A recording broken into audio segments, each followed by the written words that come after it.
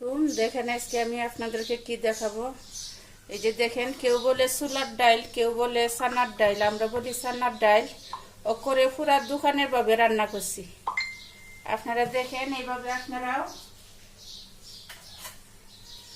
আপনারাও বাসায় রান্না করে খাবেন, দেখবেন অনেক স্বাদ লাগে। একবারে হবু হবু দোকানের ডাইল, কেউ বলতে পারবে না যে এটা আমি ঘরে রান্না করছি।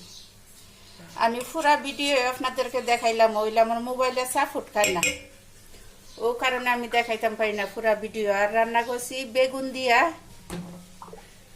দিয়া মাছ দিয়া রান্না করছি। এই যে আমি বেগুন চুলাই রান্না করি, এই যা আনা চুলাই রাঁধিয়ে আস্তে আস্তে তাকার লাগি। এই যে চুলাই রান্না করলে বেগুনটা ভাঙ্গি যায় বেশি। আমার রান্না যদি আপনাদের ভালো লাগে তে চ্যানেলটাকে লাইক কমেন্ট শেয়ার করে দিবেন। আসসালামু আলাইকুম। আর ভুল ত্রুটি যদি হয় তে মাফ করবেন।